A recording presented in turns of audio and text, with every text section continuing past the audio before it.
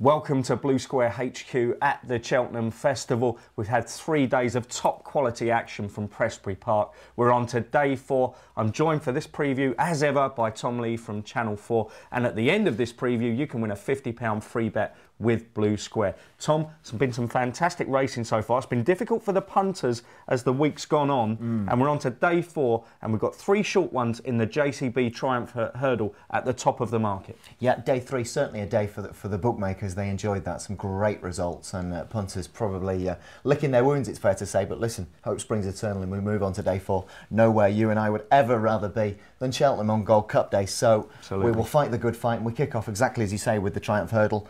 Rolling Star for Nicky Henderson. He won this in 2009, 2010. Will he win it again? Big chance. This horse came here in January, won the Triumph Trial with some style as well, came up the hill really well, beat Irish Saint 2 1/4 lengths. I know you've got a bit of a soft spot for the Paul Nicholls runner, Far West. He's 4 from 4 over hurdles. All I'd say about him, he's a big, scopy horse. I think he's going to be better over a fence, and I wonder if he might just be vulnerable to something with a bit more toe, a bit more speed. And the one I like, despite a miserable record for Irish runners over the last few years, they're 0 from 57 attempts since 2002. Even so, they run a very, very fast horse and an unbeaten hurdler. Desi Hughes, his horse is Arcona. He's favourite with Blue Square this evening, but rightly so in my opinion. He was electric in the Spring Juvenile at Leopardstown. Beat some very good horses, notably Diakali. Saw them off with something to spare. If he improves from that, they better watch out because he's very good. So the price is nothing to get too wound up about, but at 7-2, I'd like to think we can get off to a winning start, Al. Yeah, I wonder if the stats have actually filtered their way through to the market overnight, because there's been a price move in the last 20 minutes for Al Connor to go 7-2 joint favourite with Rolling Star. I quite like Far West. There is a concern over the Nicholls stable, their runners this week.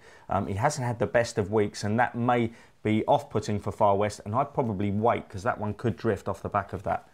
We move on to the 205. And we've got the Vincent O'Brien County Handicap Hurdle. The races don't get any easier towards the end of the week. Cotton Mill at 7-1 towards the top of the handicap is our favourite.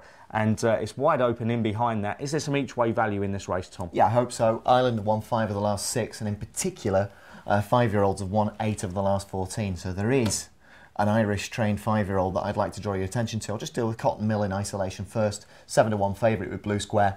He's obviously very good. He ran a cracker in the Betfair Hurdle last time, but there's a great big field out there trying to pick him off, and you know, you look at the top of that card, he's got plenty of weight, 11 stone 8, he's got the excellent Dennis O'Regan on his back, but just below him, number 4 on the card, I mentioned an Irish-trained 5-year-old, that is Hissabart, who running in a handicap for Dermot Weld, an unusual profile this horse coming here for Dermot Weld, more commonly associated with the flat scene. Nonetheless, Hissabart, of course, if you think back to the Triumph Hurdle of 12 months ago, second there, went on to Punchestown and won the Grade 1 4-year-old race. This is a very, very fast young horse, and I think he's pulled off something of a coup by securing the services of young Mihal Nolan, a conditioner with Philip Hobbs. He takes a crucial £5 off. All of a sudden, a racing weight of 11 stone 1 doesn't seem so bad. And in a handicap, he can make mincemeat out of these at the top of his game.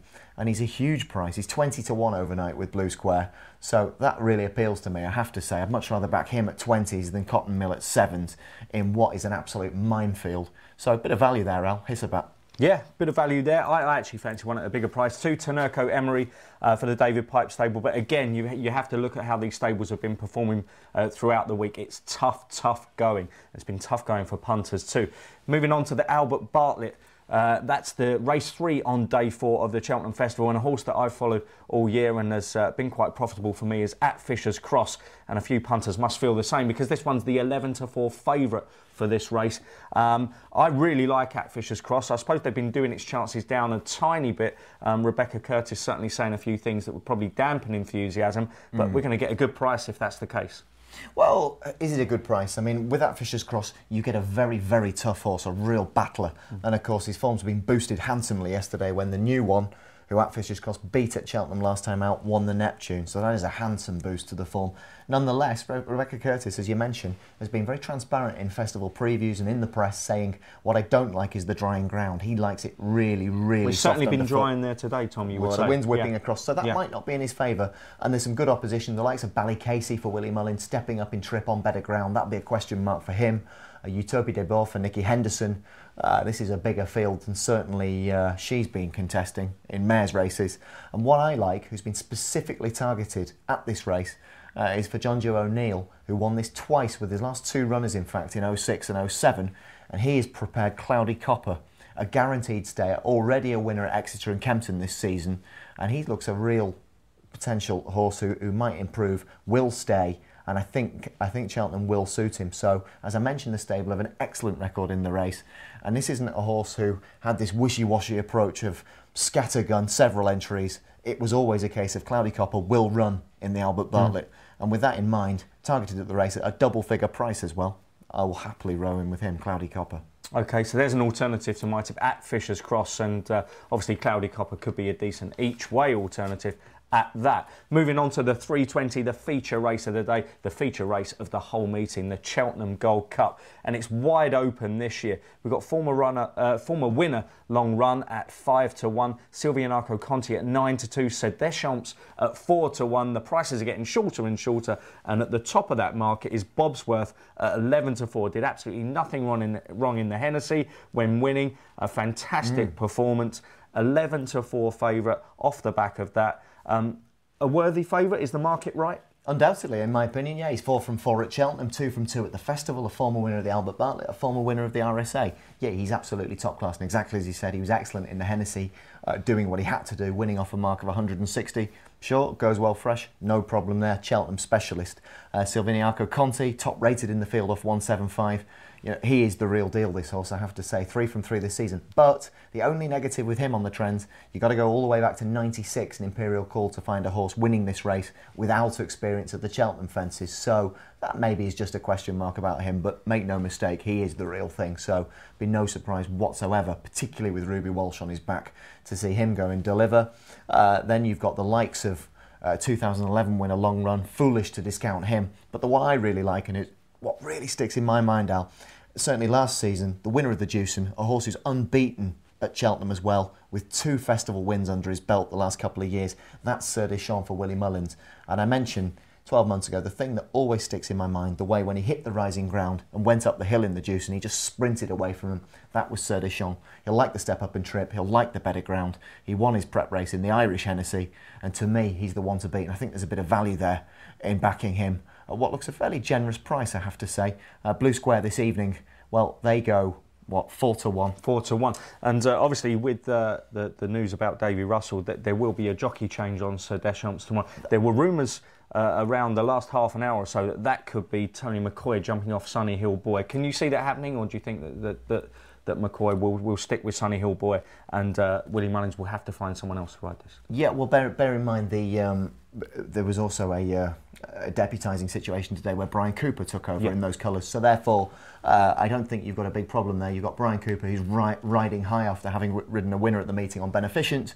And of course, if you secure the services of the perennial champion AP McCoy, that to me strikes as a win-win situation. So not a big issue in that department, I would suggest. Okay, well, I would put an each-way vote in for the Giant Bolster after last year's race at 12-1. I think that has a decent profile.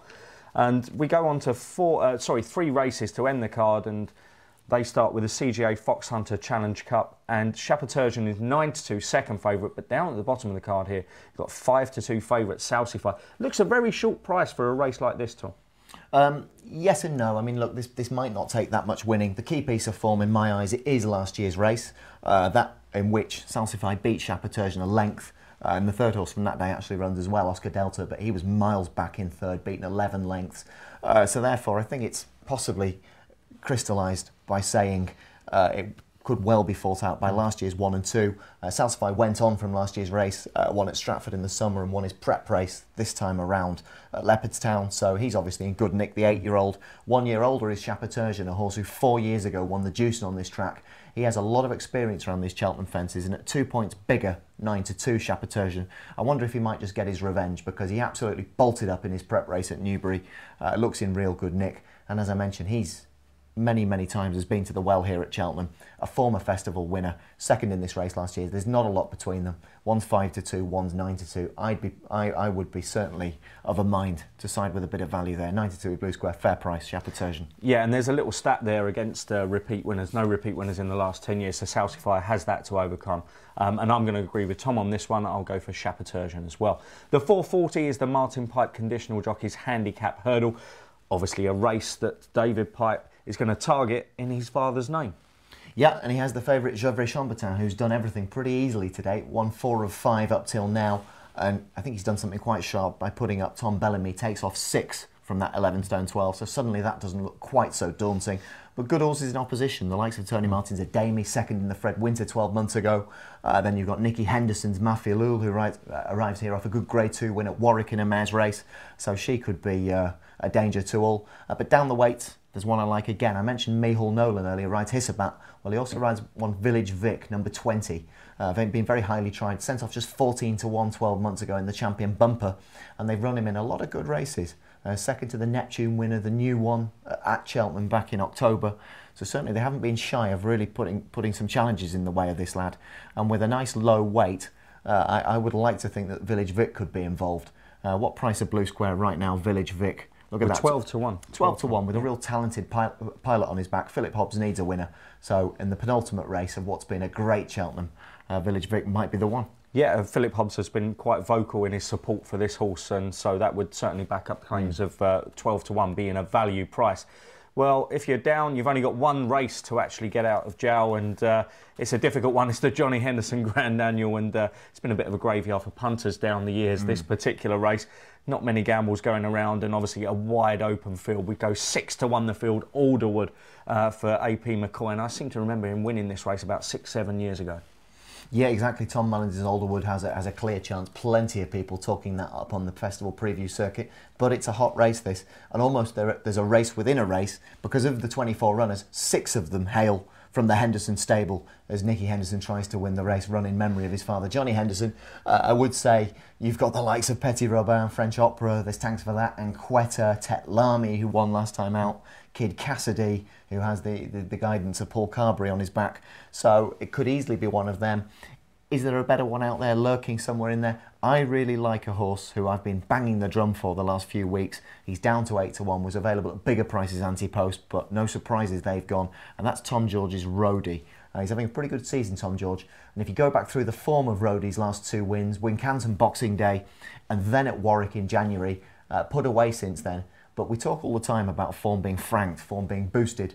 And that's very much what's occurred at Wincanton. He beat a horse, Rouge Blanc, who's come out and won twice since. And then at Warwick in January, the 2nd, 3rd and 4th that day, Eastlake, Capture de Cersei and the Chaser have all come out and won at least once since.